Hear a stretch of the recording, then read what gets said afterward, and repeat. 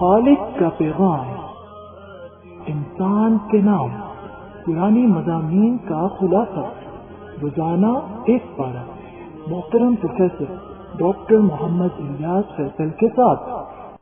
الحمدللہ وحدہ والصلاة والسلام علی من لا نبی بعدہ، اما بعد فاعوذ باللہ من الشیطان الرجیم، بسم اللہ الرحمن الرحیم۔ الف لام را تلک آیات الکتاب المبین، انا انزلناه قرآنا عربیا لعلکم تعقلون، نحن نقص عليك احسن القصص بما اوحينا اليك هذا القرآن وان كنت من قبله لمن الغافلين، صدق الله العظيم۔ رب اشرح لي صدري ويسر لي امري واحلل عقدة من لساني يفقهوا قولي۔ آج ہم آپ کی خدمت میں انشاءاللہ تعالی سورہ یوسف کا خلاصہ، حضرت یوسف علیہ السلام کا قصہ اور بقیہ 13ویں پارے کا خلاصہ عرض کریں گے۔ اس سورت کے آغاز میں قرآن کریم کے حوالے سے اللہ رب العزت نے ارشاد فرمایا کہ ہم نے قرآن عربی نازل کیا ہے تاکہ تم سمجھ لو۔ یہ زبان اتنی آسان ہے کہ دنیا میں ہر زبان بولنے والا شخص اس کو بآسانی پڑھ لیتا ہے اور بآسانی سمجھ لیتا ہے۔ آیت نمبر 3 میں اللہ رب العزت نے حضرت یوسف علیہ السلام کے اس قصے کو احسن القصص قرار دیا ہے کہ یہ تمام واقعات میں اچھا واقعہ اور قصہ ہے۔ آیت نمبر 4 سے اس واقعے کا آغاز ہوتا ہے کہ حضرت یوسف علیہ السلام نے اپنے ابا حضور حضرت یعقوب علیہ السلام کی خدمت میں عرض کیا کہ میں نے 11 ستاروں اور چاند سورج کو اپنے سامنے سجدہ کرتے ہوئے دیکھا ہے۔ حضرت یعقوب علیہ السلام اس خواب کا مفہوم سمجھ گئے اور بتا دیا اللہ تعالیٰ تمہیں چن لیں گے، تمہارا انتخاب کریں گے اور اللہ رب العزت تمہیں انعامات سے نوازیں گے۔ ساتھ ہی ساتھ یہ نصیحت بھی فرما دی کہ یہ خواب اپنے بھائیوں کو نہ بتانا۔ والدین کو اپنی ساری اولاد محبوب ہوتی ہے، لیکن وہ جوہر شناس بھی ہوتے ہیں کہ اس کا کیا اثر کس بچے پر کیسا ہوگا۔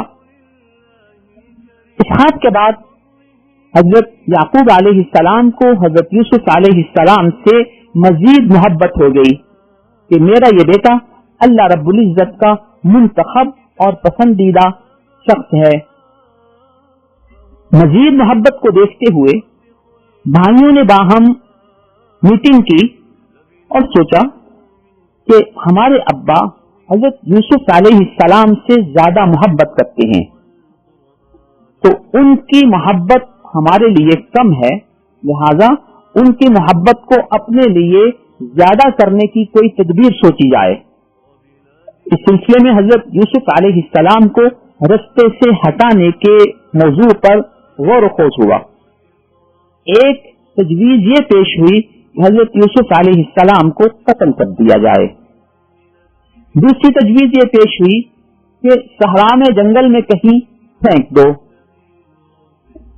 تیسری تجویز یہ پیش ہوئی کہ ایسا نہ کرو، تم نے اگر اس سے جان چھڑانی ہے تو کسی کنویں میں چھوڑاؤ، کوئی قافلہ آئے گا تو اسے لے جائے گا اور وہ کسی ایسے نامعلوم مقام پر منتقل ہو جائیں گے کہ ہمارے گھرانے سے ان کا تعلق کٹ جائے گا۔ اب اس سلسلے میں اس تجویز پر کیسے عمل کیا جائے؟ انہوں نے اپنے والد حضرت یعقوب علیہ السلام کی خدمت میں عرض کیا کہ ہم کل آؤٹنگ کے لیے جا رہے ہیں، سیر و تفریح کے لیے جا رہے ہیں، تو ہماری خواہش ہے کہ حضرت یوسف کو بھی ہمارے ساتھ بھیج دو، وہ ہمارا بھائی ہے، ہم اس کے خیر خواہ ہیں، ہم اس کی حفاظت کریں گے۔ حضرت یعقوب علیہ السلام نے اپنی تشویش بیان کرتے ہوئے یہ کہا کہ مجھے اس بات کا خطرہ ہے کہ تم کھیل کود میں لگ جاؤ اور وہ اکیلا ہو اور اسے کوئی بھیڑیا آ کر کھا جائے مجھے اس چیز کا خدشہ ہے۔ ان کے اصرار پر حضرت یعقوب علیہ السلام نے حضرت یوسف علیہ السلام کو ان کے ساتھ بھیج دیا۔ ان کی تجویز یہ ہو چکی تھی طے کہ اسے کسی کنویں میں ڈال دینا ہے۔ جب وہ حضرت یوسف علیہ السلام کو سیر و تفریح کے لیے لے گئے، اللہ رب العزت نے حضرت یعقوب علیہ السلام پر وحی کی کہ یہاں ایک واقعہ نمودار ہونے والا ہے، اس کی تفاصیل ہم آپ کو پھر کسی وقت بتائیں گے۔ یہ مختصر وحی اللہ رب العزت کی طرف سے حضرت یعقوب علیہ السلام پر آئی، لیکن اس کی تفصیلات نہیں بتائی گئی۔ بھائیوں نے حضرت یوسف علیہ السلام کو ایک کنویں میں رکھ دیا، اور کچھ دیر کے بعد جب واپس آئے تو شام کو آ کر حضرت یعقوب علیہ السلام کی خدمت میں عرض کیا کہ یوسف کو تو بھیڑیا کھا گیا ہے، اور یہ اس کی قمیص ہے جو خون آلود ہے۔ حضرت یعقوب علیہ السلام کوئی واضح فیصلہ نہ کر پائے۔ اس غم کی کیفیت میں ایک جملہ ارشاد فرمایا، وَصَبْرٌ جَمِيلٌ، صبر کرنا ہی میرے لیے بہتر ہے، واللہ المستعان، اور میرا مددگار اللہ ہے، میں اللہ ہی سے مدد مانگتا ہوں۔ ادھر دوسری طرف یہ ہوا کہ ایک قافلہ جو اس رستے سے گزر رہا تھا، انہیں پانی کی ضرورت پڑی تو انہوں نے کنویں میں اپنا ڈول ڈالا تو حضرت یوسف علیہ السلام اس ڈول کے ساتھ لٹک گئے۔ انہوں نے جب اس ڈول کو کھینچا تو عجیب منظر دیکھا کہ ڈول میں پانی کی بجائے ایک خوبصورت بچہ ہے۔ انہوں نے حضرت یوسف علیہ السلام کو اپنے ساتھ لے لیا اور خوشی کا اظہار کیا کہ ایک غلام ہمارے ہاتھ لگ گیا ہے۔ آگے جا کر انہوں نے اس غلام کو بیچ دیا۔ مصر میں ایک مالدار شخص نے، جو اس علاقے کا حکمران بھی تھا، اس نے حضرت یوسف علیہ السلام کو خرید لیا۔ ایک کم قیمت پر حضرت یوسف علیہ السلام کو اس کے ہاتھ بیچ دیا گیا۔ اس شخص نے حضرت یوسف علیہ السلام کو اپنے ساتھ لیا، اپنے گھر لے گئے اور اپنی بیوی سے کہا کہ اس کا خیال رکھنا، شاید ہم اس کو اپنا بیٹا ہی بنا لیں اور ہمیں اس سے فائدہ پہنچے۔ اللہ فرماتے ہیں فلما بلغ اشدہ، جب یہ جوان ہو گئے تو ہم نے ان کو حکم کرنے کا طریقہ اور علم سے نواز دیا۔ اس حکمران شخص کی بیوی نے ایک دن حضرت یوسف علیہ السلام کو ایک غلط کام کی طرف رغبت دلائی۔ اس کے لیے اس نے جو پلاننگ سوچی تھی کہ جب اس کا شوہر گھر سے باہر ہوگا تو میں ان کو اس غلط کام کی طرف مائل کروں گی۔ اس نے گھر کے دروازے بند کر لیے اور اس نوجوان حضرت یوسف علیہ السلام کو کہا کہ آؤ میرے ساتھ اپنی خواہش مکمل کر لو۔ حضرت یوسف علیہ السلام نے فرمایا معاذ اللہ، میں اللہ کی پناہ میں آتا ہوں، میرا اللہ جس نے مجھ پر احسانات کیے ہیں میں ان کی نافرمانی نہیں کر سکتا۔ یہ کہہ کر حضرت یوسف علیہ السلام نے وہاں سے نکلنا چاہا۔ جب انہوں نے نکلنا چاہا تو یہ عورت بھی ان کے پیچھے کھولی اور ان کو قمیص سے پکڑا۔ حضرت یوسف علیہ السلام نے اپنے آپ کو چھڑانا چاہا تو ان کی قمیص پیچھے سے پھٹ گئی۔ عجیب اتفاق ہے کہ جب دروازہ کھولا تو اس عورت کا شوہر دروازے کے باہر کھڑا تھا۔ فوراً ہی عورت نے اپنی جان بچانے کے لیے اور اس صورتحال سے اپنے آپ کو بری قرار دینے کے لیے اپنے شوہر سے کہا، جو شخص تمہاری بیوی کے ساتھ برائی کرنا چاہے اس کی کیا سزا ہو سکتی ہے؟ یا تو اسے جیل میں ڈال دینا چاہیے یا اس کو سخت عذاب دینا چاہیے۔ حضرت یوسف علیہ السلام نے بھی اپنا موقف ان کے سامنے رکھا اور فرمایا کہ راودتنی عن نفسی، اس نے مجھے اپنی طرف مائل کرنے کی کوشش کی ہے۔ اب دونوں کا موقف متضاد تھا۔ بیوی یہ کہہ رہی تھی کہ انہوں نے مجھ پر دست درازی کی ہے، اور حضرت یوسف علیہ السلام یہ فرما رہے ہیں کہ اس نے مجھے اپنی طرف مائل کرنے کی کوشش کی ہے۔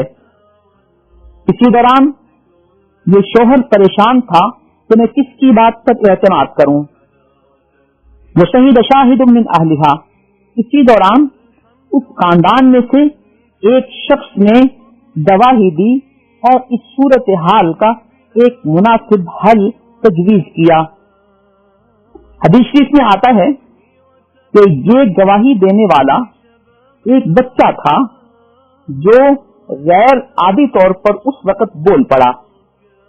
اس نے صورتحال کو نتیجے تک پہنچانے کے لیے یہ کہا کہ دیکھو، اگر حضرت یوسف علیہ السلام کی قمیص پیچھے سے پھٹی ہوئی ہے تو پھر حضرت یوسف علیہ السلام سچے ہیں اور یہ عورت جھوٹی ہے۔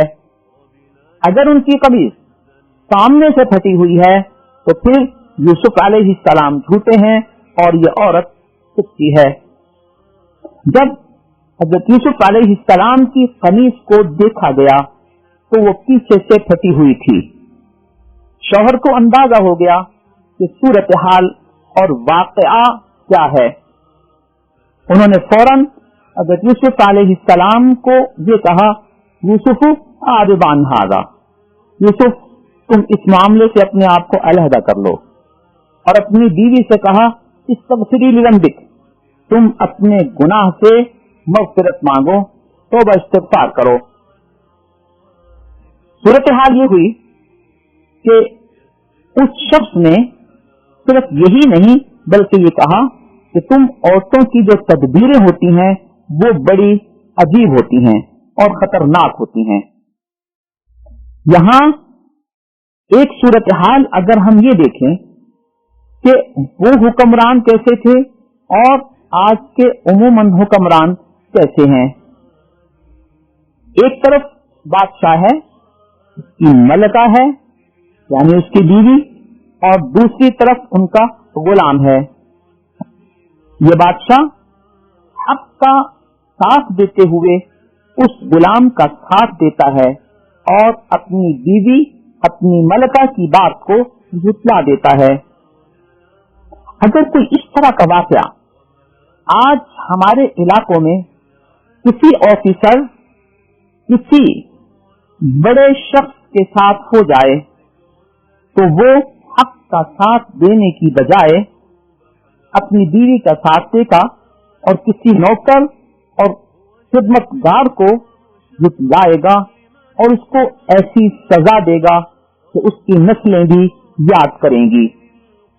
الغرض حضرت یوسف علیہ السلام کے حوالے سے اس عزیز مصر یعنی اس شخص کی بیوی کا یہ واقعہ مشہور ہونے لگا اور بات باہر نکل گئی۔ عورتوں نے اس حکمران کی بیوی کے بارے میں یہ کہنا شروع کر دیا، دیکھو یہ کیسی عورت ہے، یہ اپنے غلام کے ساتھ ناجائز تعلقات قائم کرنا چاہتی تھی۔ جب یہ پروپیگنڈا شروع ہوا تو اس عورت نے ایک تدبیر سوچی کہ میں ان کو بتاؤں کہ میں کن حالات سے مجبور ہو چکی تھی۔ اس نے اپنے جان پہچان والی عورتوں کی دعوت کی اور ان کے لیے کھانے پینے کا سامان رکھا۔ پھل بھی تھا، پھل کو کاٹنے کے لیے چھریاں بھی تھیں۔ جب دعوت شروع ہوئی تو اس عورت نے اپنے غلام حضرت یوسف علیہ السلام کو کہا کہ تم یہاں سامنے سے گزر کر وہاں جاؤ. انہوں نے اس حکم کی تعمیل کرتے ہوئے وہاں سے گزرے. جب عورتوں کی نظر حضرت یوسف علیہ السلام پر پڑی تو وہ دیکھتی ہی رہ گئیں اور بجائے پھل کاٹنے کے ان کی انگلیاں زخمی ہونے لگیں. یہ صورتحال دیکھ کر اس عورت نے کہا دیکھو جس شخص کے بارے میں تم مجھے ملامت کر رہی تھی وہ اتنا خوبصورت ہے. میں نے اس سے بہکانے کی کوشش کی تھی لیکن وہ بچ گیا اور اس نے میری خواہش پر عمل نہیں کیا. عورتوں کو یہ صفائی دے کر حضرت یوسف علیہ السلام کو پھر اس نے ایک دھمکی آمیز جملہ کہا وَلَئِن لَّمْ يَفْعَلْ اگر اس نے میری بات اب آئندہ نہ مانی تو میں یا تو اس کو جیل میں بھجوا دوں گی یا اسے ذلیل کرواؤں گی. جب حضرت یعقوب علیہ السلام نے یہ بات سنی تو اللہ رب العزت کی طرف متوجہ ہوئے اور عرض کیا اے اللہ رب السجن احب الی مما یدعوننی الیہ. اے اللہ یہ عورت اور یہ عورتیں مجھے جس طرف بلانا چاہتی ہیں ادھر جانے کی بجائے مجھے یہ جانا قبول ہے. اے اللہ مجھے ان کی تدبیروں سے بچا لینا ورنہ اگر میں ان کی طرف مائل ہو گیا تو میں جاہلوں میں سے ہو جاؤں گا. اللہ رب العزت نے ان کی دعا قبول فرمائی اور اس گناہ سے ان کو بچا لیا. بالآخر ہوا یہ کہ ان کو جیل بھیج دیا گیا. جب حضرت یوسف علیہ السلام جیل میں گئے تو حکمران نے بھی یہی مناسب سمجھا کہ فی الحال ان کو ذرا ماحول اور معاشرے سے دور رکھا جائے تاکہ یہ بات چیت کا سلسلہ اور یہ پروپیگنڈا ختم ہو جائے اور لوگ اس واقعے کو بھول جائیں. حضرت یوسف علیہ السلام کے ساتھ اتفاق ایسا ہوا کہ جیل میں 2 نوجوان اور بھی داخل ہوئے. ان دونوں نے جب دیکھا حضرت یوسف علیہ السلام بڑے اچھے آدمی ہیں تو انہوں نے اپنے خواب کا تذکرہ کیا کہ ہم نے ایک خواب دیکھی ہے اور ہم آپ سے اس کی تعبیر پوچھنا چاہتے ہیں. ایک نے اپنی خواب یہ بیان کی کہ میں نے دیکھا ہے کہ میں شراب کشید کر رہا ہوں، جبکہ دوسرے نے اپنی خواب یہ بیان کی کہ میرے سر پر روٹیاں ہیں اور انہیں پرندے نوچ رہے ہیں، کھا رہے ہیں. ہمیں اس کی تعبیر بتا دو، ہمیں آپ بڑے بھلے مانس اور اچھے آدمی لگ رہے ہو. حضرت یوسف علیہ السلام نے فرمایا کہ انشاءاللہ میں تمہیں اس کی تعبیر بتاؤں گا، کھانا کھانے کا وقت آئے گا تو میں تمہیں اس کی تعبیر بھی بتا دوں گا. حضرت یوسف علیہ السلام نے اس بات چیت اور گفتگو کو غنیمت سمجھتے ہوئے انہیں دعوت توحید دی. اتنے خوبصورت الفاظ ہیں کہ جی چاہتا ہے تو ان کو انہی الفاظ میں آپ کے سامنے نقل کر دیا جائے.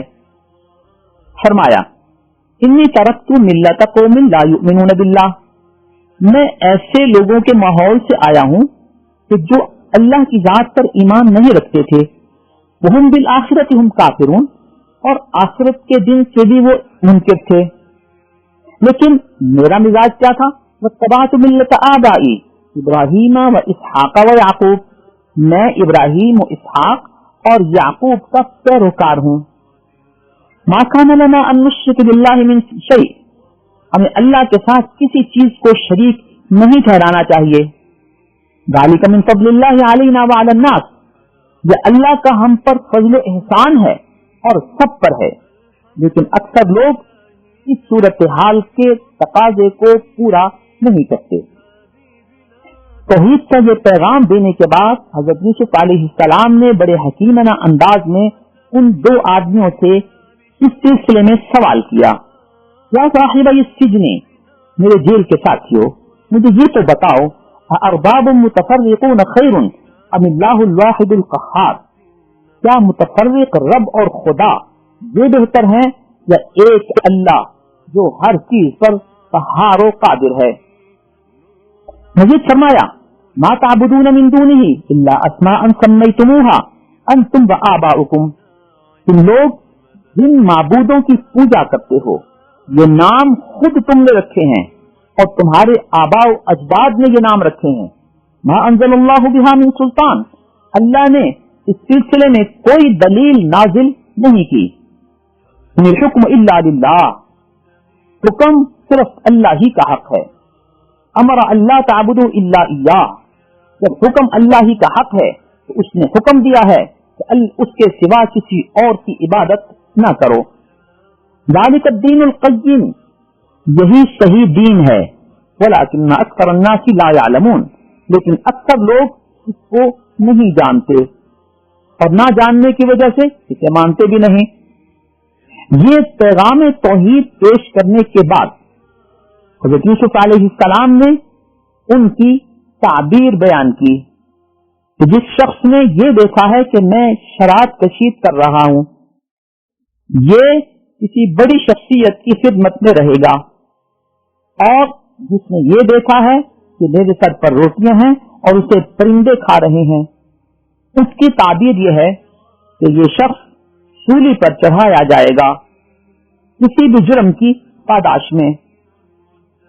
اس خواب کی تعبیر کرنے کے بعد جب حضرت یوسف علیہ السلام کو اس بات کا اندازہ ہوا کہ ان دو میں سے ایک شخص بری قرار دیا جائے گا اور دوبارہ اپنے بادشاہ کی خدمت میں جائے گا، تو اس سے ایک بات کہی کہ میرا تذکرہ بادشاہ کے سامنے کر دینا، تو یہ بڑا اچھا آدمی ہے اور جو کچھ تم نے دیکھا ہے یہ ان کے سامنے بتا دینا.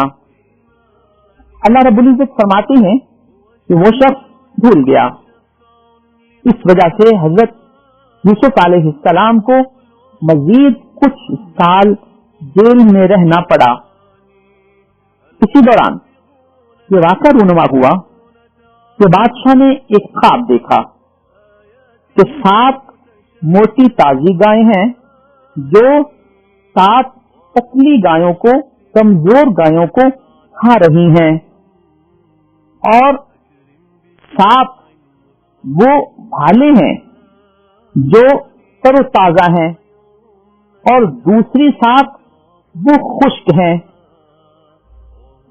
بادشاہ نے اپنے مقربین سے کہا کہ مجھے اس خواب کی تعبیر بتاؤ. ان کی سمجھ میں اس خواب کی تعبیر نہ آئی. انہوں نے کہا یہ جن کے پراگندہ خیالات ہیں اور پراگندہ خیالات کی کوئی تعبیر نہیں ہوا کرتی. اس وقت اس شخص کو یہ بات یاد آئی کہ جیل میں جس شخصیت نے مجھے میری خواب کی تعبیر بیان کی تھی، کیا ہی بہتر ہو کہ میں ان کے پاس جا کر اس خواب کی تعبیر معلوم کر کے آؤں. اس نے بادشاہ سے اجازت لی اور حضرت یوسف علیہ السلام کی خدمت میں حاضر ہوا اور کہا ایھا صدیق، اے میرے دوست. آگے اس نے اس خواب کو ذکر کیا. حضرت یوسف علیہ السلام نے اس خواب کی یہ تعبیر بیان کی کہ 7 سال بہت خوشحالی کے ہوں گے. اس دوران تم جتنا غلہ کھانا چاہو اس کو کھا لو اور جو بچے اسے انہی بھالوں میں رہنے دینا، یعنی اس کو دانے نکال کر علیحدہ نہ کرنا. کیونکہ ہوتا یہ ہے کہ جب آپ گندم کو، ذخیرے کو اس کے چھلکے سے نکال لیتے ہیں جو طبی طور پر پودے کے اوپر موجود ہوتا ہے، تو اس دانے کو کیڑا لگنے کا خطرہ ہوتا ہے.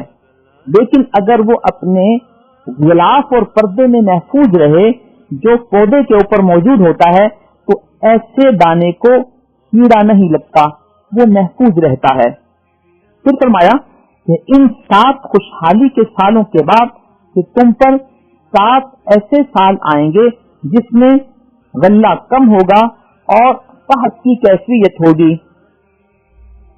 ان 7 سالوں میں تم نے पिछले 7 सालों का जो गल्ला महफूज किया होगा उसे खा सकोगे, और यूं इस कहत साली के वक्त में भी तुम्हारा निजाम मईशत चलता रहेगा। फिर आखिर में एक ऐसा साल आएगा कि अल्लाह रब्बुल इज्जत उसमें खुशहाली अता फरमाएंगे। जब ये ताबीर बादशाह की खिदमत में बताई गई तो उसने कहा, उन्हें मेरे पास लाओ। जब नुमाइंदा आया और उसने कहा कि बादशाह आपको याद कर रहे हैं और आपको बुला रहे हैं। हज़रत यूसुफ अलैहिस्सलाम ने बड़े हकीमाना अंदाज में इस वक्त जल्दी से जेल से निकलकर बादशाह के साथ मुलाकात करने का प्रोग्राम छोड़कर ये कहा कि पहले जाओ और उन औरतों का जो वाकया था उस वाकये की हकीकत मालूम करो ताकि सच और झूठ वाज़ेह हो जाए। बादशाह ने इंतजाम किया और उन औरतों से पूछा कि तुम्हारा क्या मामला था। सब ने कहा, हाशा लिल्लाहि मा अलिमना अलैहिम मिन सू, उस पर हमारे इल्म के मुताबिक कोई बुराई नहीं है। उन औरतों के हवाले से कोई ऐसी निस्बत, ऐसा मामला हज़रत यूसुफ अलैहिस्सलाम के साथ हरगिज़ नहीं है।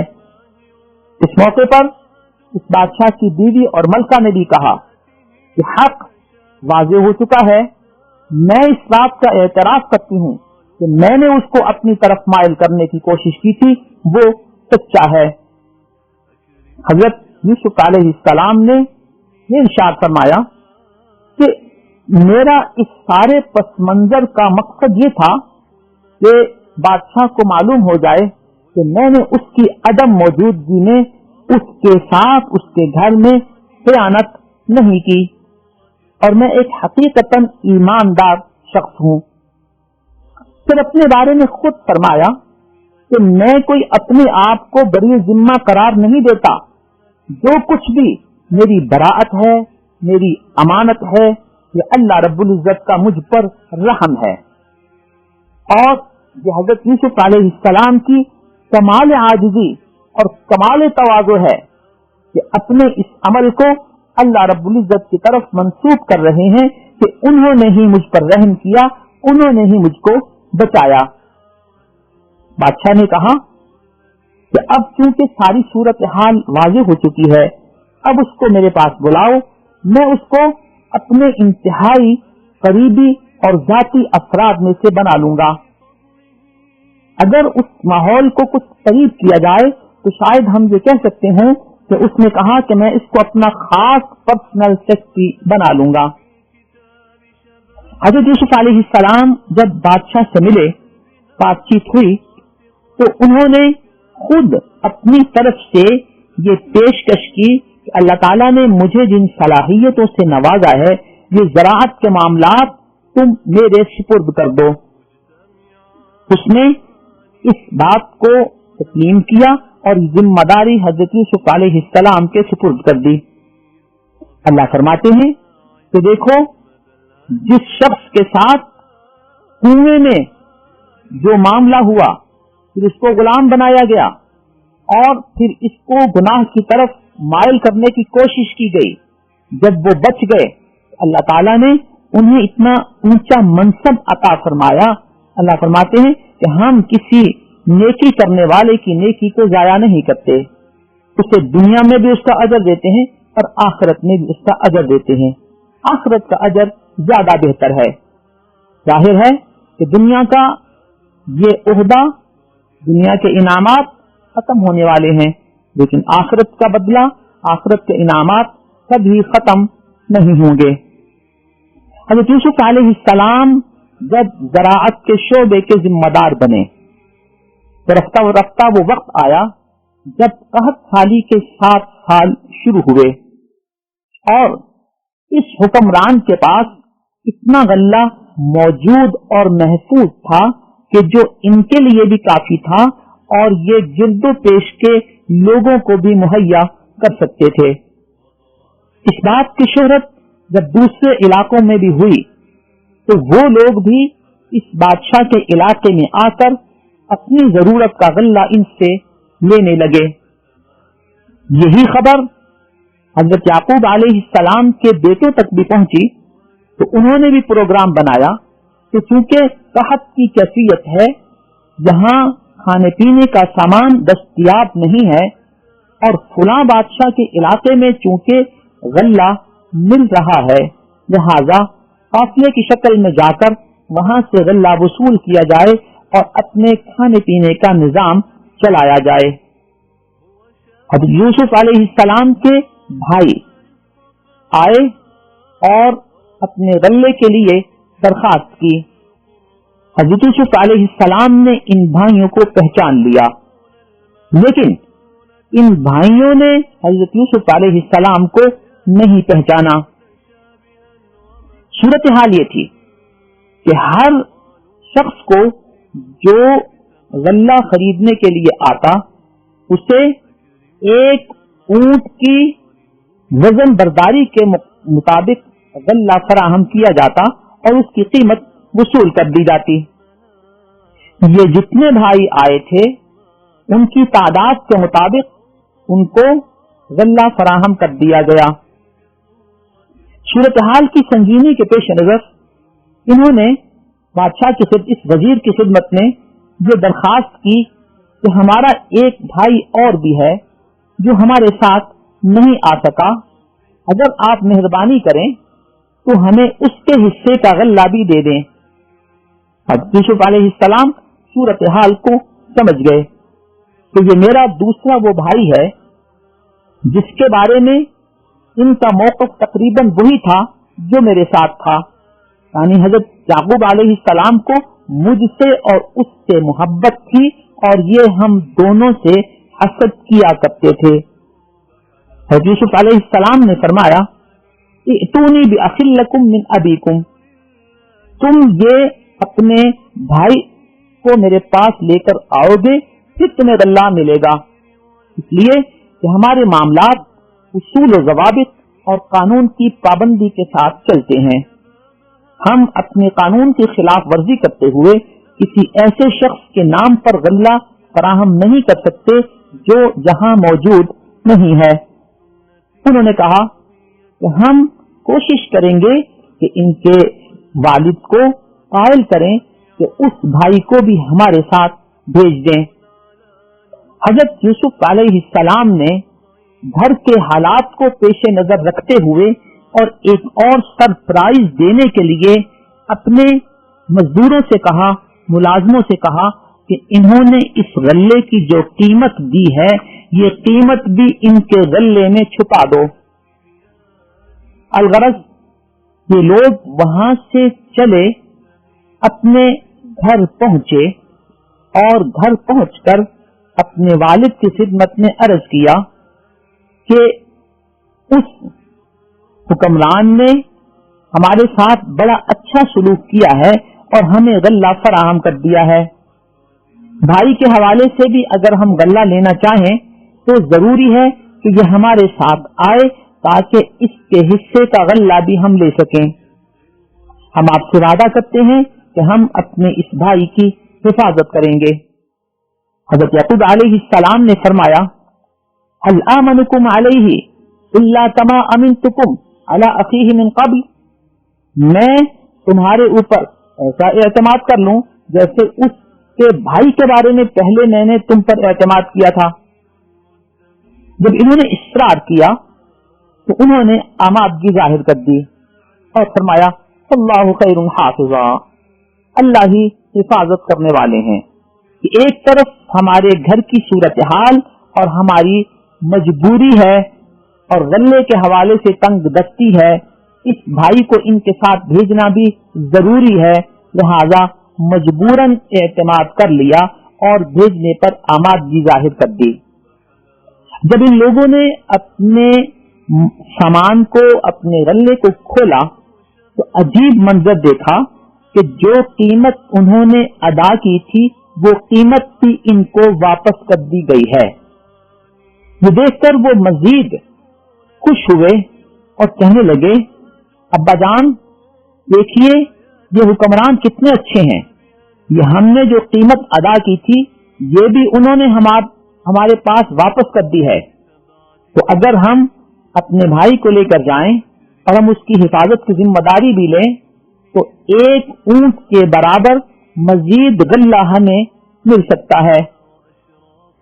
حضرت یعقوب علیہ السلام نے ان کی اس بات پر عمل درآمد سے پہلے ان سے اس بات کا عہد لیا کہ تم قسمیں کھا کر مجھے یہ اطمینان دلاؤ کہ تم اس کو واپس میرے پاس لاؤ گے. سب نے قسمیں کھائیں اور یہ وعدہ کیا، یقین دلایا کہ ہم اس کی حفاظت کریں گے اور اس کو بخیریت واپس لائیں گے. حضرت یعقوب علیہ السلام نے فرمایا کہ اللہ ہی وکیل ہے، اللہ ہی نگہبان ہے، اللہ ہی گواہ ہے اس چیز کا جو ہم کہہ رہے ہیں. وہ اللہ رب العزت کو گواہ بنا دیا. قدری شفقت کی بنیاد پر اپنے تمام بیٹوں کو گھر سے روانہ کرتے ہوئے ایک نصیحت فرمائی کہ دیکھو، شہر کے ایک دروازے سے اکٹھے داخل نہ ہونا، متفرق دروازوں سے داخل ہونا. اس پس منظر میں حضرت یعقوب علیہ السلام کی کیا حکمت تھی. مفسرین یہ کہتے ہیں کہ حضرت یعقوب علیہ السلام کے سارے ہی بیٹے بڑے اچھے، خوبصورت اور نوجوان تھے. حضرت یوسف علیہ السلام اور ان کے بھائی حضرت بنیامین یہ کچھ زیادہ ہی خوبصورت تھے. تو جب یہ ایک بہت بڑی تعداد ایک ہی دروازے سے داخل ہوگی تو لوگوں کی نظروں میں آئیں گے اور خطرہ ہے کہ ان کو نظر لگ جائے. لہذا جب تم متفرق دروازوں سے داخل ہوگے تو لوگوں کی نظروں سے بچ جاؤ گے. ان بیٹوں نے حضرت یعقوب علیہ السلام کی اس نصیحت پر عمل کیا اور مختلف دروازوں سے داخل ہوتے ہوئے حضرت یوسف علیہ السلام کی خدمت میں پہنچ گئے. جب یہ پہنچے حضرت یوسف علیہ السلام نے اپنے اس بھائی کو اپنے پاس بلایا اور انہیں اطمینان دلایا خاموشی کے ساتھ، انی انا اخوکا، میں تمہارا وہ بھائی ہوں، فلا تبتئس بما کانوا یعملون، ان کا جو رویہ تمہارے ساتھ ہے اس سے تم پریشان نہ ہونا. اس طرح حضرت یوسف علیہ السلام نے ان کو اپنے قریب کیا اور جب ان کا غلہ، ان کا سامان تیار ہو گیا تو اپنے نمائندے سے کہا کہ جس پیمانے سے تم پیمائش کرتے ہو یہ پیمانہ بھی ان کے سامان میں رکھ دو. اس نے ایسا ہی کیا. جب یہ قافلہ واپس روانہ ہوا تو ایک اعلان کروا دیا گیا، اے قافلے والو، ہمیں تم چور لگتے ہو، اس لیے کہ تمہارے جانے کے بعد ہم نے محسوس کیا ہے کہ اس حکمران کا جو غلہ ناپنے والا پیمانہ تھا وہ گم ہوا ہے، شاید تم ہی نے اٹھایا ہو، تم ہی نے چھپایا ہو. جس سے بھی وہ برآمد ہوا، جس نے بھی اس کی نشاندہی کی، جس نے بھی وہ ہمیں فراہم کر دیا، تو ہم انعام کے طور پر اس کو ایک اور اونٹ کے غلے کی فراہمی کر دیں گے. وہ حوصلہ افزائی کی گئی کہ اگر تمہارے پاس ہے تو ہمیں دے دو. انہوں نے بھائیوں نے اس جرم سے براءت کا اعلان کیا کہ ہم تو ایسے نہیں ہیں، ہم تو چوری کرنے والے لوگ نہیں ہیں. ان نمائندوں نے کہا اگر تم جھوٹے نکلے تو تمہاری کیا سزا ہونی چاہیے؟ انہوں نے کہا کہ ہمارے علاقے میں سزا کا یہ معمول ہے کہ جو شخص چوری کرے اسی کو اس شخص کے سپرد کر دیا جاتا ہے جس کی اس نے چوری کی ہے. تو ہم میں سے جو چور نکلے گا ہم وہی تمہارے سپرد کر دیں گے. ان نمائندوں نے بڑی ترتیب کے ساتھ اور مناسب انداز میں اس پیمانے کی تلاش شروع کی اور مختلف بھائیوں کے غلے والے حصے کو کھولنا شروع کیا. اسی دوران جب یوسف علیہ السلام کے اس بھائی کے غلے کی باری آئی تو اس کو کھولا तो देखा तो पैमाना उसमें था। अब उन्होंने कहा कि ये भाई तो फिर तुम्हारे ही उसूल के मुताबिक इस सजा का मुतकाजी है कि तुम इसे हमारे सुपुर्द कर दो। उन्होंने एक अजीब बात की कि अगर इस भाई ने ये चोरी की है तो इससे पहले इसका एक और भाई था, उसने भी चोरी की थी। ये इस इल्जाम का इशारा हजरत यूसुफ अलैहिस्सलाम की तरफ था। हजरत यूसुफ अलैहिस्सलाम ने इस सूरत हाल को समझा और इसको राज में रखा और अपने दिल में कहा कि तुम बड़े गलत लोग हो, लोगों पर इल्जाम लगाते हो। अब हजरत यूसुफ अलैहिस्सलाम को तो खुद अंदाजा था कि ये जिस चोरी को मेरी तरफ मंसूब कर रहे हैं ये इल्जाम गलत है। अब जब उन्होंने ये देखा कि हमारा भाई तो इन्हीं का हो गया और हमें वो इनके सुपुर्द करना पड़ेगा, अब वो दरखास्तों पर आ गए और कहने लगे, या अय्युहल अजीज, ए अजीज, ए बड़ी शख्सियत, इन्न लहू अबन शैखन कबीरा, इनके वालिद बड़ी उम्र के हैं, बूढ़े हैं, फखुद अहदना मकानहू, इसके बदले में हम में से किसी एक को ले लो, हम तैयार हैं, लेकिन ये हमें वापस कर दो। यूसुफ अलैहिस्सलाम ने फरमाया, मआद अल्लाह, अल्लाह की पनाह में आए हम कि हम किसी के जुर्म की बजाय किसी और को सजा दें, ऐसा नहीं हो सकता।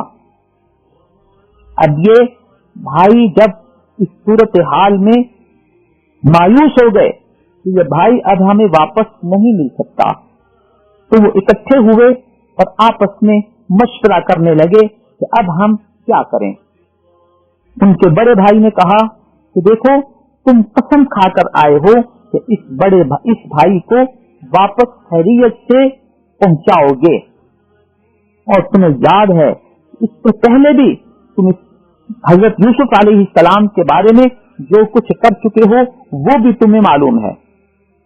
अब मुझे तो शर्म आती है कि मैं अपने बाप के सामने जाऊं और किस मुंह से जाऊं, लिहाजा मैं तो यहीं ठहरूंगा, तुमने जाना है तो जाओ, यहां तक कि मेरा वालिद मुझे इजाजत दे कि बेटा आ जाओ, जब तक वो इजाजत न दे मैं यहीं रहूंगा।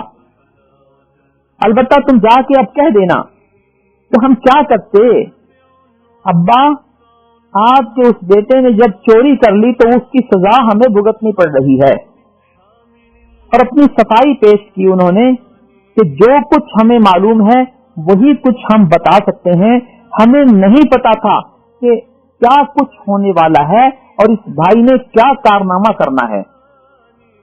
हम जो कुछ कह रहे हैं सच कह रहे हैं, आप उस इलाके से, उस बस्ती से मालूमात कर लें, और जो काफिला हमारे साथ गया था आप उससे मालूमात कर लें, आपको सही सूरत हाल का अंदाजा हो जाएगा। हज़रत याकूब अलैहिस्सलाम ने उनकी यह कहानी सुनकर अपने तौर पर यह अंदाजा लगाया, अब फिर तुमने कोई नई साजिश की है। फसब्रुन जमील, मुझे सब्र ही करना है, सब्र ही अच्छा है। मजीद फरमाया, असल्लाहु अन यअतियनी बिहिम जमीआ, शायद अल्लाह उन दोनों को ही मेरे पास ले आए और दोनों से ही मेरी मुलाकात हो जाए। ये इसलिए फरमाया कि जब हजरत यूसुफ अलैहिस्सलाम को वो सैर तफरीह के लिए लेकर गए थे, अल्लाह की तरफ से उनको इशारतन वही के साथ ये बता दिया गया था कि हम इस पूरे किस्से की तफसील फिर किसी वक्त आपको बताएंगे। अलगरज हजरत याकूब अलैहिस्सलाम इन भाइयों से अलहदा होकर अपने गम और अपनी जुदाई को कम करने के लिए रोने लग गए और ये कहा, या असफा अला यूसुफ, यूसुफ पर मुझे कितना अफसोस है। अल्लाह फरमाते हैं कि यूसुफ की जुदाई में रोते रोते उनकी आंखें सफेद हो गई थीं।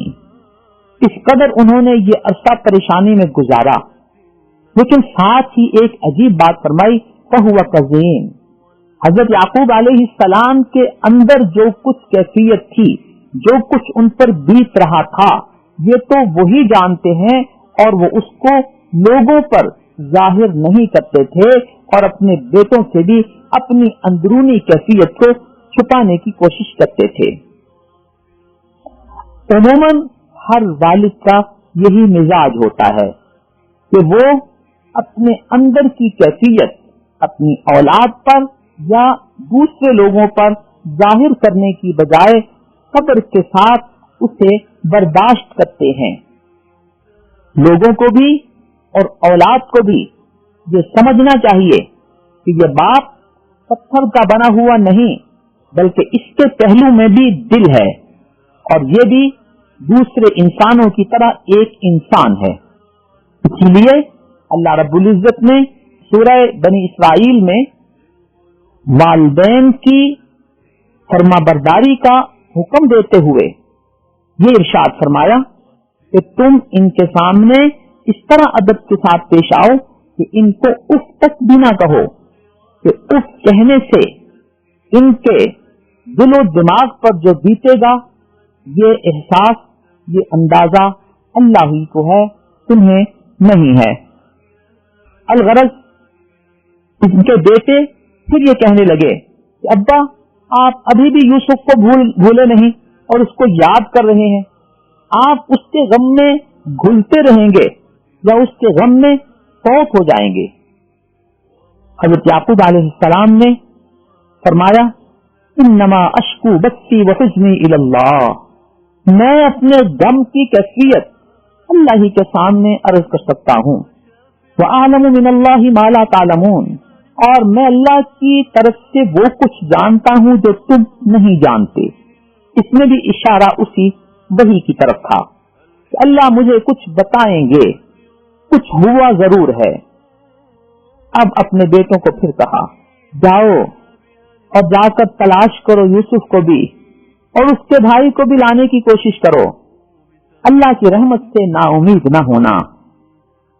وہ بھائی پھر آئے اور اپنے بھائی کو چھڑانے کے لیے کوشش کی، اور ایک بڑی عاجزانہ سی درخواست کی حضرت یوسف علیہ السلام کی خدمت میں حاضر ہو کر کہ مسنا وأهلنا الضر، ہمیں بہت مشکلات کا سامنا ہے، ہمارے گھر والوں کو بھی بڑی تکلیفات کا اور مشکلات کا سامنا ہے، ہم بڑی تھوڑی سی پونجی لے کر آئے ہیں، ہمارے پاس مزید غلہ لینے کی قیمت تک بھی نہیں ہے، لہذا فأوف لنا الکیل، آپ مہربانی فرمائیں کہ قیمت ہم سے تھوڑی لے لیں اور جتنا غلہ ہماری تعداد کے حساب سے ہمیں ملنا چاہیے آپ وہ غلہ ہمیں فراہم کر دیں، تو تصدق علینا، ہم کو صدقہ خیرات دے دیں، یجزی المتصدقین، اللہ تعالیٰ صدقہ خیرات کرنے والوں کو بہتر جزا دیتے ہیں۔ جب انہوں نے یہ کیفیت حضرت یوسف علیہ السلام کی خدمت میں عرض کی تو ان کا دل بھی مزید متاثر ہوا، اور اب بالآخر انہوں نے یہ فرما ہی دیا هل علمتم ما فعلتم بيوسف واخيه، تمہیں پتا ہے کہ تم نے یوسف اور اس کے بھائی کے ساتھ کیا معاملہ روا رکھا تھا؟ اذ انتم جاہلون، جب تم جاہل تھے، تمہیں اس چیز کا احساس نہیں تھا کہ ہم کیا معاملہ، کیا رویہ ان کے ساتھ رکھ رہے ہیں۔ بھائی حیران ہو گئے کہ یہ حکمران بنیامین اور اس بھائی کا نام تو لے، لیکن یہ یوسف کا نام کیسے لے رہا ہے؟ حیران ہو کر پوچھنے لگے اِنَّكَ لَأَنْتَ یوسف، کیا آپ ہی یوسف ہیں؟ اللہ اکبر۔ حضرت یوسف علیہ السلام نے فرمایا انا یوسف، میں یوسف ہوں، وہذا اخی، یہ میرا بھائی ہے، قد من اللہ علینا، اللہ نے ہم پر بڑا احسان کیا ہے، اور یہ اللہ کا نظام ہے کہ جو بھی تقوی اختیار کرتا ہے، صبر کرتا ہے، اللہ نیکی کرنے والے کے اجر کو ضائع نہیں کرتے۔ یہ بھائی کہنے لگے اللہ کی قسم، اللہ نے آپ کو ہم پر بڑا درجہ دے دیا ہے، ہم اس بات کا اعتراف کرتے ہیں کہ ہم غلطی پر تھے، ہم خطا پر تھے۔ حضرت یوسف علیہ السلام نے اپنے کریمانہ انداز میں فرمایا لا تثریب علیکم اليوم، آج تمہیں کوئی سزا نہیں دی جائے گی، بلکہ میں یہ بھی اللہ سے مانگتا ہوں کہ اللہ تمہیں بخش دے۔ اس کے بعد فرمانے لگے اذهبوا بقمیصی ھذا، یہ میری قمیص لے جاؤ اور میرے والد کے چہرے پہ ڈال دو، دیکھنا کہ ان کی بینائی لوٹ آئے گی، اور اپنے سارے خاندان کو لے کر میرے پاس آ جاؤ۔ جب یہ قافلہ وہاں سے روانہ ہوا، واپس لوٹنے لگا، تو حضرت یعقوب علیہ السلام نے فرمایا کہ مجھے یوسف کی خوشبو آ رہی ہے، اگر تم مجھے نہ جھٹلاؤ تو حقیقت یہ ہے کہ مجھے یوسف کی خوشبو آ رہی ہے۔ گھر کے دیگر افراد نے کہا اللہ کی قسم تمہارے وہی پرانے خیالات ہیں اور یہ غلط تاثرات و تصورات ہیں۔ جب یہ قافلہ واپس پہنچا اور انہوں نے یہ قمیص حضرت یعقوب علیہ السلام کے چہرے پر ڈالی، ان کی بینائی لوٹ آئی، تو حضرت یعقوب علیہ السلام نے فرمایا میں نے تمہیں نہیں کہا تھا کہ میں اللہ کی طرف سے وہ کچھ جانتا ہوں جو تم نہیں جانتے۔ اب ان بھائیوں نے اپنے والد کی خدمت میں بھی گزارش کی کہ آپ ہماری غلطی کو خود بھی معاف کر دیں اور اللہ سے بھی ہمارے لیے استغفار کریں۔ اب یعقوب علیہ السلام نے فرمایا میں تمہارے لیے بھی استغفار کروں گا۔ حضرت یوسف علیہ السلام کے بتائے ہوئے پروگرام کے مطابق وہ اپنے سارے گھر والوں کو لے کر حضرت یوسف علیہ السلام کی طرف روانہ ہو گئے۔ جب یہ قافلہ حضرت یوسف علیہ السلام کے دربار میں پہنچا تو حضرت یوسف علیہ السلام نے انہیں پناہ دی اور کہا کہ تم میرے علاقے میں امن و امان کے ساتھ پہنچ گئے ہو، امن و امان کے ساتھ اپنے آپ کو یہاں رکھنا، اور اپنے والدین کا اعزاز کرتے ہوئے انہیں اپنے عرش پر بلا لیا۔ جو سٹیج ان کے بیٹھنے کا تھا اپنے والدین کو بھی اس سٹیج پہ بلا کر عزت دی۔ یہ سارا منظر دیکھ کر وخروا لہ سجدا، حضرت یوسف علیہ السلام کی خدمت میں سجدہ ریز ہو گئے۔ یہ چاند سورج، یہ ماں باپ اور 11 ستارے، یہ 11 بھائی حضرت یوسف علیہ السلام کی خدمت میں سجدہ ریز ہو گئے۔ یہ اس خواب کی عملی تعبیر تھی جو اللہ تعالیٰ نے ان کو دکھا دی۔ اور حضرت یوسف علیہ السلام نے فرمایا ابا جان میرے خواب کی یہ وہ تعبیر ہے جسے اللہ تعالیٰ نے سچ کر دکھایا ہے، یہ اللہ کا مجھ پر احسان ہے۔ پھر اللہ کے حضور دعا مانگی، اے اللہ تو نے مجھ کو یہ منصب عطا فرمایا، اے اللہ تو نے مجھے خوابوں کی تعبیر سکھائی، یہ علم دیا، میں تجھ سے دعا کرتا ہوں کہ مجھے اپنے سچے دین پہ قائم رکھنا اور مجھے نیک لوگوں کے ساتھ ملا دینا، نیکی پر موت آئے اور نیکی کے ساتھ مجھے اس دنیا سے لے کر جانا۔ یہاں حضرت یوسف علیہ السلام اور حضرت یعقوب علیہ السلام کا یہ قصہ مکمل ہوا۔ اللہ فرماتے ہیں اپنے نبی کو مخاطب کرتے ہوئے ذالک من انباء الغیب، یہ غیب کی وہ خبریں ہیں نوحیہ الیک جو ہم آپ کی طرف وحی کر رہے ہیں۔ وما کنت لدیہم اذ اجمعوا امرہم، جب یہ ساری پلاننگیں وہ بنایا کرتے تھے تو آپ تو اس وقت ان کے قریب نہیں تھے، یہ تو ہم نے آپ کو بتایا ہے۔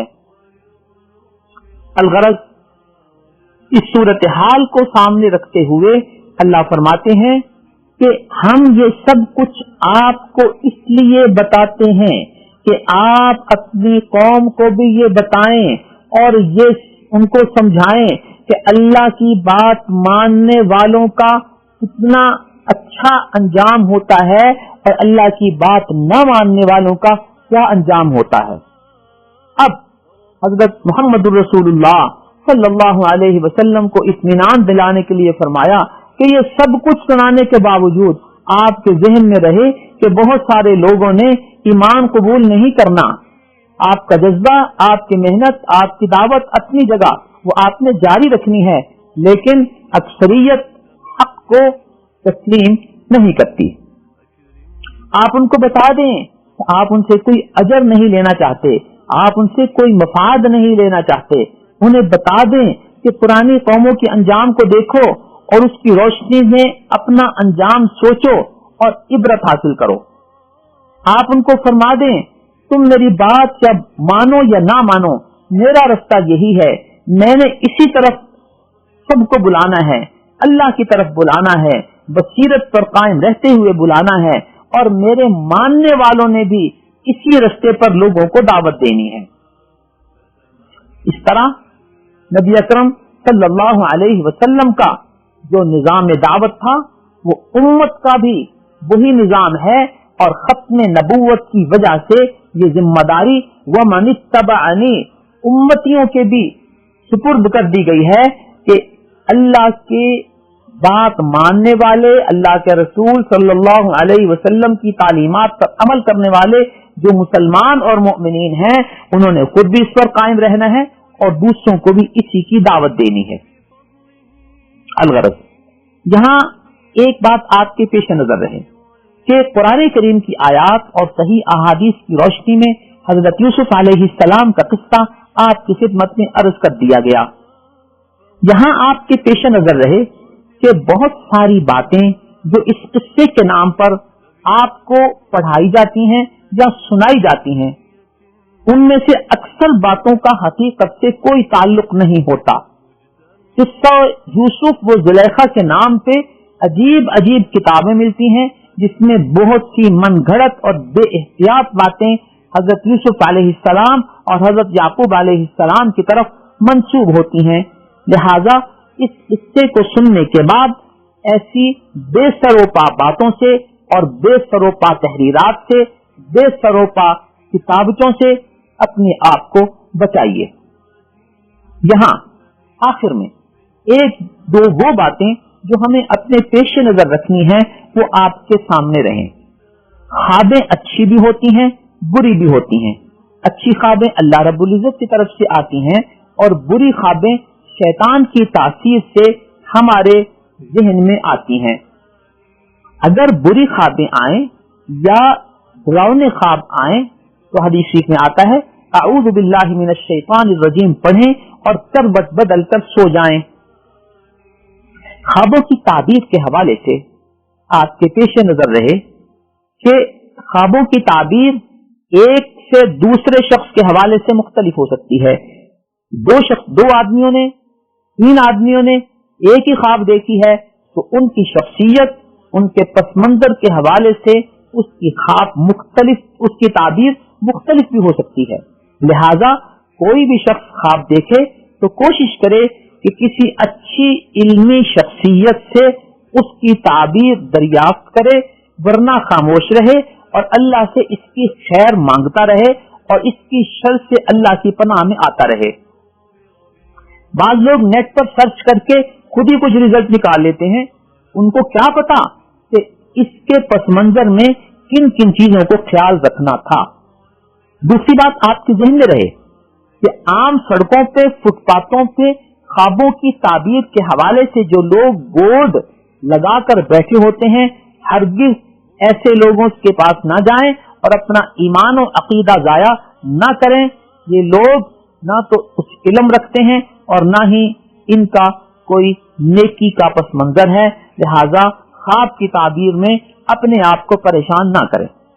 दूसरी बात हमारे पेश नजर रहे जो हमारे समझने की है कि चांद, सूरज और 11 सितारों ने हजरत याकूब अलैहिस्सलाम, उनकी अहलिया मोहतरमा और 11 भाइयों ने हजरत यूसुफ अलैहिस्सलाम की खिदमत में जो सजदा किया, ये सजदा ताज़ीमी कहलाता है।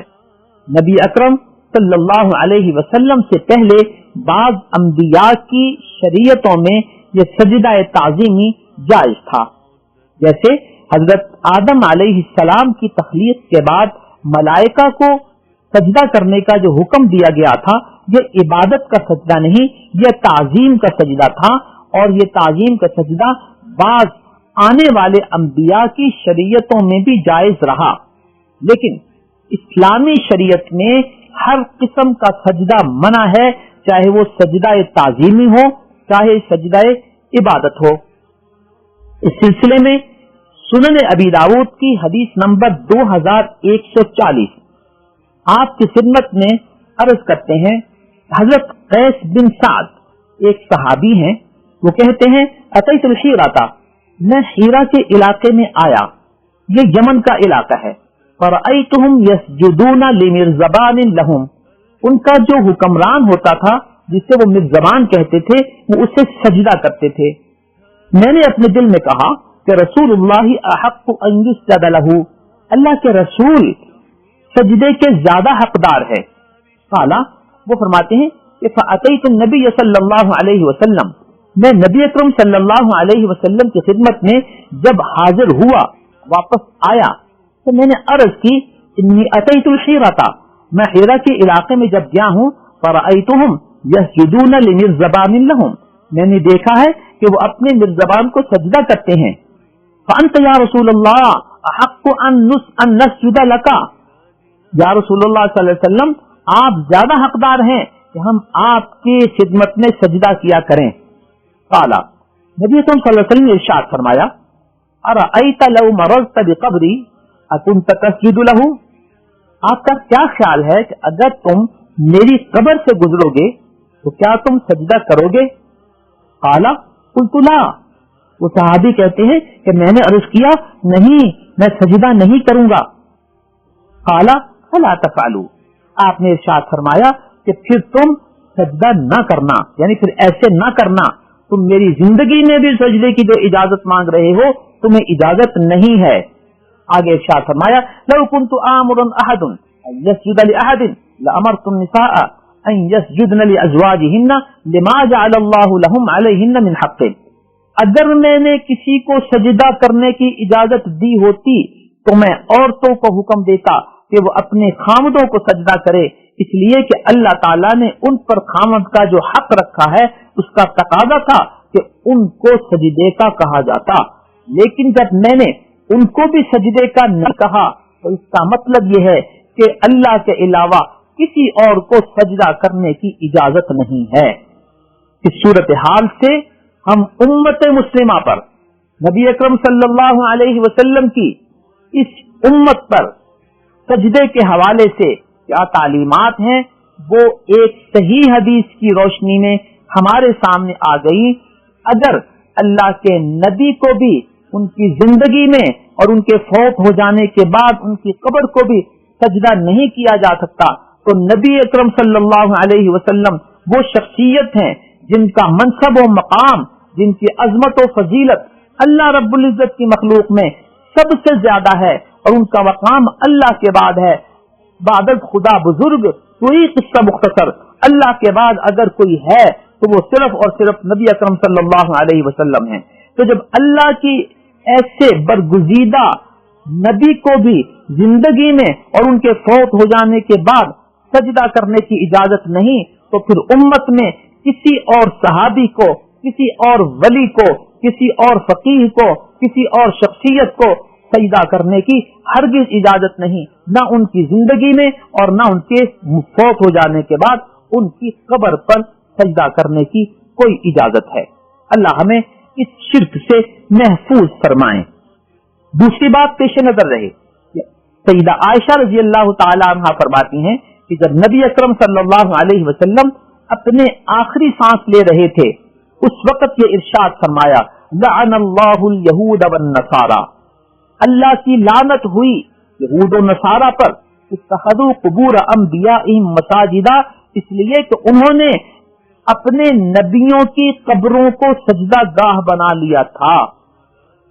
اس روایت کا تذکرہ صحیح بخاری حدیث نمبر 1390 میں ہے، جبکہ اسی روایت کا تذکرہ صحیح مسلم کی حدیث نمبر 1174 میں ہے۔ تو اس صورتحال سے ان صحیح احادیث شریفہ کی روشنی میں ہمارے سامنے نبی اکرم صلی اللہ علیہ وسلم کا موقف اور آپ کا حکم، آپ کی تعلیمات واضح ہو کر ہمارے سامنے آ گئی کہ امت مسلمہ میں اللہ کے علاوہ کسی اور کو سجدہ کرنے کی اجازت نہیں، چاہے وہ عبادت کا سجدہ ہو، چاہے تعظیم کا سجدہ ہو، چاہے وہ کسی کی زندگی میں ہو، چاہے کسی کی قبر پر ہو۔ اللہ رب العزت ہمیں اپنے اس اسلامی عقیدے پر قائم رہنے کی توفیق عطا فرمائے اور ہمیں اس شرک سے محفوظ فرمائے۔ دوسری بات یہ بھی واضح رہے کہ اللہ کے علاوہ کسی اور کو سجدہ کرنے کی ممانعت یہ ایک طے شدہ اسلامی عقیدہ ہے، یہ ہرگز کوئی فرقہ وارانہ موقف و مسلک نہیں ہے۔ کسی کو چاہے وہ کسی بھی مسلک سے تعلق رکھتا ہو، نبی اکرم صلی اللہ علیہ وسلم کی یہ احادیث شریفہ عزیز ہیں، عزیز ہوں گی، اور وہ ان کو نظر انداز کر کے، ان کو اگنور کر کے، ان کو مسترد کر کے اپنے لیے غیر اللہ کو سجدہ کرنے کی کوئی گنجائش نہیں نکال سکتا۔ اللہ تعالی ہمیں اس کی پابندی کی توفیق عطا فرمائیں، آمین ثم آمین۔ بسم اللہ الرحمن الرحیم۔ سورہ رعد مکی سورت ہے، 43 آیات پر مشتمل ہے۔ اس کے آغاز میں اللہ رب العزت قرآن کریم کے حوالے سے ارشاد فرماتے ہیں کہ یہ لوگ جو قرآن کریم کو سنتے ہیں، اس کا تقاضا یہ تھا کہ وہ ان حقائق پر بھی ایمان لاتے جو یہ قرآن بیان کرتا ہے۔ آسمان و زمین اللہ کی تخلیق ہے۔ زمین پر آسمان اور تمام فضائی سیارے اللہ رب العزت نے بغیر ستون کے قائم کیے ہیں۔ سورج اور چاند کو تمہاری خدمت کے لیے معمور کیا ہے۔ اللہ ہی اس نظام کو چلا رہا ہے۔ اس سب کا تقاضا کیا ہے؟ کہ اللہ کی توحید کو مانو اور اس کے ساتھ کسی کو شریک نہ کرو۔ اگر یہ لوگ اپنے گرد و پیش پہ غور کریں، زمین پر غور کریں، پہاڑوں کو دیکھیں، اللہ نے قائم کیے ہیں اور اس زمین پر نہریں جاری کی ہیں۔ اگر وہ پھلوں پر غور کریں اور ان کے پودوں میں نر اور مادے کا تصور دیکھیں، باغات پہ غور کریں، پھلوں کے ذائقے پہ غور کریں، تو یہ سب کچھ اللہ کی توحید کی نشاندہی کرتا ہے۔ لہذا اس غور و خوض کے نتیجے میں اللہ کی توحید کا ایمان اور اقرار کرنا چاہیے اور اللہ کے ساتھ کسی کو شریک نہیں ٹھہرانا چاہیے۔ آیت نمبر 11 میں اللہ رب العزت یہ بیان فرماتے ہیں کہ ہم نے انسان کی حفاظت کے لیے پہرے دار مقرر کیے ہیں اور ان کی ڈیوٹیاں بدلتی رہتی ہیں اور وہ ان کی حفاظت کرتے ہیں۔ گویا ہر انسان کی حفاظت کے لیے جنات و شیاطین کے اثرات سے محفوظ رکھنے کے لیے اللہ تعالیٰ نے پہرے دار مقرر کر رکھے ہیں، جو اللہ رب العزت کی ایک نعمت ہے اور ہر انسان پر ہے، چاہے وہ مسلمان ہے چاہے کافر ہے۔ آگے اللہ تعالیٰ نے ایک کائناتی حقیقت بیان فرمائی ہے کہ اللہ کسی بھی قوم کے حالات کو اس وقت تک نہیں بدلتے جب تک وہ قوم خود اپنے حالات کو نہیں بدلتی۔ شاعر نے اسی کیفیت کو یوں بیان کیا، خدا نے آج تک اس قوم کی حالت نہیں بدلی جسے خود خیال نہ ہو اپنی حالت بدلنے کا۔ اس وقت امت مسلمہ جن حالات سے گزر رہی ہے، اس کو اپنے عروج و زوال کے حالات پہ غور کرنا چاہیے اور اللہ کی طرف رجوع کرنا چاہیے تاکہ اللہ ہماری حالت بدل دیں اور ہمارے اس زوال کو عروج سے بدل دیں۔ آیت نمبر 38 میں اللہ تعالیٰ نے ہمارے لیے ایک خوشی کا پیغام دیا ہے کہ جو شخص پریشانی کا شکار ہو اسے چاہیے اللہ رب العزت کا ذکر کرے، کیونکہ اس سے دلوں کو اطمینان حاصل ہوتا ہے۔ یقیناً ہم میں سے ہر شخص یہ چاہتا ہے کہ ہمیں اطمینان قلب نصیب ہو، ہمیں اطمینان و سکون ملے۔ لہذا ہر شخص کو اللہ کا ذکر کرنا چاہیے، اور ذکر سے مراد لا الہ الا اللہ بھی ہے، تسبیحات بھی ہیں، اور ہر وقت و مقام کی دعائیں بھی ہیں، قرآن کریم بھی ہے، درود شریف بھی ہے۔ یہ ساری چیزیں اللہ کا ذکر ہیں اور ان سے دلوں کو حقیقی اطمینان نصیب ہوتا ہے۔ آج ہمارا نوجوان تنہائی کا شکار ہے اور پریشان ہے۔ اس پریشانی کو ختم کرنے کے لیے، اطمینان حاصل کرنے کے لیے وہ مصنوعی سہارے لیتا ہے۔ کبھی موسیقی سن کر وقت گزارتا ہے، کبھی کسی کے ساتھ بات چیت کر کے، چیٹنگ کر کے اپنا وقت گزار کے اطمینان حاصل کرنا چاہتا ہے، کبھی وہ مختلف گیمز کھیل کر وقتی اور ذہنی مصروفیت حاصل کر کے اطمینان حاصل کرتا ہے۔ لیکن اس سب کے باوجود اسے اپنے اندر ایک خلا محسوس ہوتا ہے اور اطمینان قلب حاصل نہیں ہوتا، کیونکہ اطمینان قلب کی جو صحیح کیفیت ہے، اس کا جو صحیح مداوا ہے، وہ اس کو اختیار نہیں کرتا اور اپنی مرض کی اصل تشخیص نہیں کر پاتا۔ ہمارا نوجوان کسی پریشانی کی حالت میں جب اس کی پریشانی بڑھ جاتی ہے تو کبھی کبھی انتہا پر پہنچ کے نا امیدی کی کیفیت میں وہ خودکشی کر لیتا ہے۔ اللہ رب العزت ہمیں اطمینان قلب کے اس مداوا کی طرف رجوع کرنے کی توفیق عطا فرمائے جو اللہ نے ہمیں بتایا ہے۔ بسم اللہ الرحمن الرحیم۔ سورۃ ابراہیم مکی ہے، اس میں 52 آیات ہیں۔ آغاز میں اللہ رب العزت نے قرآن کریم کے نزول کا مقصد بیان فرمایا کہ یہ وہ کتاب ہے جو لوگوں کو اندھیروں سے روشنی کی طرف لاتی ہے۔ آیت نمبر 3 میں یہ بتایا گیا کہ جو لوگ دنیا کو آخرت پر ترجیح دیتے ہیں وہ بہت بڑی بھول اور گمراہی میں ہیں۔ دنیا کو آخرت میں ترجیح دینا یہ اپنی مصروفیات کے اعتبار سے بھی ہو سکتا ہے کہ ایک طرف بزنس ہے، کاروبار ہے، دنیاوی معاملات ہیں، ان میں مصروفیت رکھتے ہوئے انسان اللہ کی عبادات کی طرف، نماز روزے کی طرف متوجہ نہیں ہو پا رہا، تو گویا وہ دنیا کو آخرت پر ترجیح دے رہا ہے اور بہت بڑی بھول اور گمراہی میں ہے۔ آیت نمبر 4 میں اللہ ارشاد فرماتے ہیں کہ ہم نے ہر رسول کو اس قوم میں بھیجا جس کی زبان وہ جانتے تھے، یعنی ہم زبان قوم میں نبی اور رسول بنا کر بھیجے گئے تاکہ وہ ان کی بات کو اچھی طرح سمجھ پائیں۔ یہ رسول ان کے لب و لہجے سے واقف ہو، اس قوم کے محاورات اور اس قوم کی آداب تحریر سے، آداب گفتگو سے واقف ہو اور پھر ان سے خطاب کرے۔ اس آیت سے ہمیں یہ سبق ملتا ہے کہ ہم نے جس قوم کو، جس طبقے کو دعوت دینی ہے، جس میں دینی کام کرنا ہے، ہمیں اس زبان پر عبور ہونا چاہیے، اور جس زبان پر ہمیں عبور نہ ہو اس میں کام کرنا گویا کہ اس کام کے حقیقی تقاضوں سے واقفیت نہ ہونے کے مترادف ہے کہ اس کے وہ مطلوبہ نتائج حاصل نہیں ہوں گے جو ہونے چاہیے۔ لہذا کوشش تو یہ ہونی چاہیے کہ ہر شخص اپنے ہم زبان لوگوں میں جا کر دین کا کام کرے، اور اگر کسی نے دوسری زبان والے طبقے میں کام کرنا ہے تو ان کی زبان پر عبور ہونا چاہیے۔ آیت نمبر 7 میں اللہ رب العزت نے ہمیں ایک بڑی خوبصورت بات بتائی ہے کہ دیکھو میں نے تمہارے قدم قدم پر لحظہ لحظہ انعامات و اکرامات کا سلسلہ جاری رکھا ہوا ہے۔ انعامات ہیں اور ان انعامات کا باقی رہنا یہ مستقل انعام ہے۔ تم میرے ان انعامات پہ میرا شکر ادا کرو گے تو میں تمہاری نعمتوں میں اضافہ کروں گا۔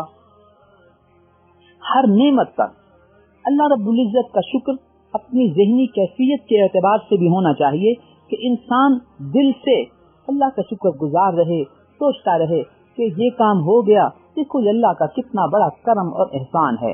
دل سے بھی شکر ادا کرے، زبان سے بھی شکر ادا کرے۔ زبان کا شکر یہ ہے کہ الحمدللہ کہا کرے، ہر کام کی تکمیل پر ہر نعمت کو یاد کر کے اللہ کی حمد و ثنا بیان کرتا رہے، ذہنی طور پر بھی اور زبان کے ساتھ بھی۔ الحمدللہ کہنا کون سا مشکل لفظ ہے، کون سا لمبا ذکر ہے، کون سی لمبی ایسی عبارت ہے کہ کہنے اور پڑھنے میں وقت لگتا ہو۔ اس کا فائدہ ہمیں ہی ہے کہ جتنا زیادہ ہم اللہ کا شکر ادا کریں گے اللہ اتنا ہی ہم سے خوش ہوں گے اور ہماری ان نعمتوں میں اضافہ فرمائیں گے۔ آگے اللہ فرماتے ہیں کہ اگر کوئی شخص میرا شکر ادا نہیں کرتا، میری ناشکری کرتا ہے، تو اس کو یہ معلوم ہونا چاہیے کہ اس کی اس ناشکری سے مجھے کوئی نقصان نہیں ہوگا، اس کا اپنا ہی نقصان ہوگا، لہذا اسے سوچ لینا چاہیے کہ اپنا فائدہ کرنا ہے یا اپنا نقصان کرنا ہے۔ آج ہم جب رات کو سونے لگا کریں تو سونے سے پہلے چند لمحات ذرا سوچ لیا کریں کہ ابھی اور سارا دن اللہ کی کتنی نعمتوں سے میں مالا مال رہا اور ان سے میں نے فائدہ اٹھایا۔ یہ سب کچھ سوچ کر الحمدللہ الحمدللہ کہنا چاہیے تاکہ اس شکر کا ایک حق جو ہے وہ ممکنہ حد تک ادا ہو سکے۔ اللہ تعالی ہمیں اس شکر گزاری کی توفیق عطا فرمائیں۔ آیت نمبر 22 میں ایک بڑی اہم بات کی طرف ہمیں متوجہ کیا گیا ہے کہ قیامت کے دن شیطان اور شیطان کی بات ماننے والوں کے مابین کیا گفتگو ہوگی۔ وقال الشیطان لما قضی الامر، جب فیصلے ہو جائیں گے، جنت والے جنت میں اور جہنم والے جہنم میں جائیں گے، اس وقت شیطان یہ کہے گا ان اللہ وعدکم وعد الحق، اللہ نے تم سے جو وعدہ کیا تھا وہ سچا وعدہ تھا، ووعدتکم فاخلفتکم، میرا جو وعدہ تھا میں نے اس کی خلاف ورزی کی، اس لیے کہ میرے پاس تو ہے ہی کچھ نہیں تمہیں دینے کو، وما کان لی علیکم من سلطان، آج تمہیں میرے اوپر کوئی بالادستی نہیں ہے کہ تم یہ کہو کہ جی تمہاری بات ہم نے مانی تھی۔ کیوں؟ صورتحال کیا تھی؟ اللہ ان دعوتکم فاستجبتم لی، میں نے تمہیں ایک بات کی طرف متوجہ کیا اور تم نے میری بات پر عمل کر لیا۔ فلا تلومونی، آج مجھے ملامت نہ کرو، ولوموا انفسکم، اپنے آپ کو ملامت کرو کہ تم نے میری بات کیوں مانی تھی۔ ما انا بمصرخکم وما انتم بمصرخیہ، آج نہ تم مجھے کچھ بچا سکتے ہو نہ میں تمہیں کسی حالت میں بچا سکتا ہوں، نہ تم مجھے مورد الزام ٹھہراؤ نہ میں تمہیں مورد الزام ٹھہراؤں۔ انی کفرت بما اشرکتمونی من قبل، تم نے جو کچھ مجھے اللہ کے ساتھ شریک کیا تھا میں آج اس سب کا انکاری ہوں۔ اللہ کے ساتھ کیسے شریک کیا کہ ایک طرف اللہ کا حکم تھا ایک طرف شیطان کا حکم تھا، تو اللہ کی بات ماننی چاہیے تھی، اللہ کی بات نہ مان کر شیطان کی بات ماننا گویا شیطان کو اللہ کے ساتھ شریک کرنا ہے کہ یہ بھی اس قابل ہے کہ اس کی بات مانی جا سکے۔ تو یہ تھی وہ صورتحال، وہ گفت و شنید جو قیامت والے دن شیطان اور شیطان کی بات ماننے والوں کے درمیان ہوگی۔ اللہ رب العزت اس سے ہمیں عبرت حاصل کر کے شیطانی باتوں سے بچنے کی توفیق عطا فرمائے۔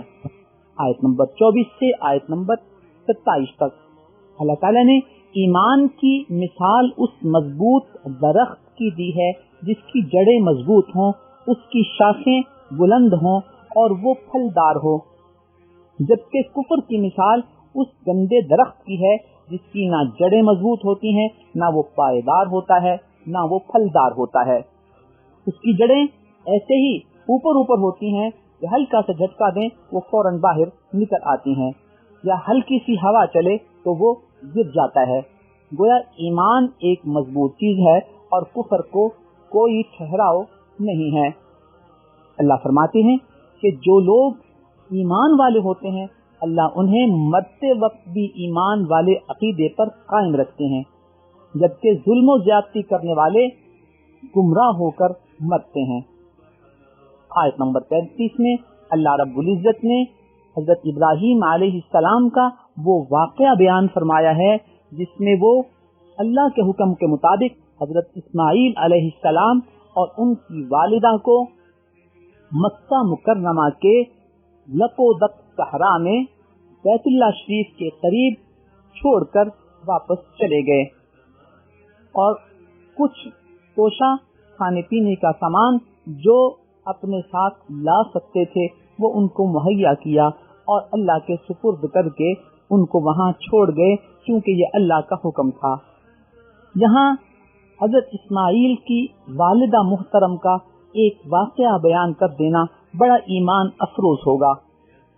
جب اس صحرا میں تنہائی میں حضرت ابراہیم علیہ السلام، حضرت اسماعیل علیہ السلام اور ان کی والدہ کو رخصت کر کے واپس ہوئے تو اسماعیل علیہ السلام کی والدہ ان کے پیچھے کھولیں، ان کو آواز دی، لیکن حضرت ابراہیم علیہ السلام نے مڑ کر نہیں دیکھا، چلتے رہے۔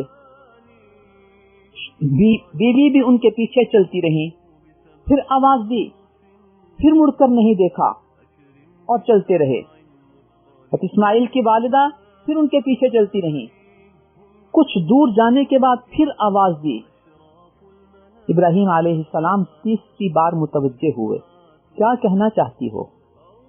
بیوی نے کہا، ابراہیم تم اس لقب صحرا میں ہمیں کس کے سپرد کر کے جا رہے ہو؟ حضرت ابراہیم علیہ السلام نے فرمایا، یہ اللہ کا حکم تھا اور میں اللہ کے حکم پر عمل کرتے ہوئے تمہیں یہاں چھوڑ کے جا رہا ہوں اور تمہیں اللہ کے سپرد کر کے جا رہا ہوں۔ عجیب جواب سنیے، حضرت اسماعیل علیہ السلام کی والدہ فرمانے لگی، اگر تم ہمیں اللہ کے سپرد کر کے جا رہے ہو، اللہ کے حکم کے مطابق یہاں چھوڑ کے جا رہے ہو، تو پھر ہمارا اللہ ہمیں ضائع نہیں کرے گا، آپ جائیں، اللہ حافظ۔ اس سے حضرت اسماعیل علیہ السلام کی والدہ کے ایمان کی پختگی ملاحظہ فرمائیں کہ عورت ہونے کے باوجود اس قدر اللہ پر اعتماد، اللہ پر توکل اور ایمان کی پختگی۔ یہ ام اسماعیل ہماری ہر بیٹی، ہر بہن، ہر ماں، ہر خاتون کے لیے ایک نمونہ ہے کہ وہ خود بھی اس معیار پر اپنے آپ کو لانے کی کوشش کریں، اور مردوں کے لیے بھی ایک نمونہ ہے کہ ہماری اماں محترمہ کس پختہ ایمان والی تھی، اور ہم بحیثیت اولاد ان کے اس موقف پر پابند رہ کر ہمیں بھی ایسی ایمان کی پختگی کا مظاہرہ کرنا چاہیے اور اللہ پر ایسے اعتماد کا ثبوت ہمیں دینا چاہیے۔ آیت نمبر 52 میں دنیا و آخرت کی زندگی کے حالات کا تذکرہ کرنے کے بعد اور جزا و سزا کے بیان کرنے کے بعد اللہ اس صورت کو اس آیت پر ختم کرتے ہیں، ھذا بلاغ للناس، یہ جو کچھ بتا دیا گیا ہے یہ ساری انسانیت کے لیے ایک پیغام ہے، اور یہ آپ کو بتا دیا گیا ہے انما هو الہ واحد، اللہ ایک ہے، اللہ اکیلا ہے، اللہ ہی معبود ہے۔ اور یہ پیغام تمہیں بتا رہا ہے کہ جو عقل والے ہیں وہ تو اس پیغام کو قبول کر لیں گے اور اس کے مطابق عقیدہ بھی بنائیں گے، اس کے مطابق عمل بھی کریں گے۔ اللہ رب العزت ہمیں قرآنی تعلیمات پر عمل کرنے کی توفیق عطا فرمائے، قرآن کو پڑھنے کی، قرآن کو سمجھنے کی، قرآن کی طرف دعوت دینے کی توفیق عطا فرمائے، آمین۔ وآخر دعوانا ان الحمدللہ رب العالمین۔ نظروا لطيبة ونور طه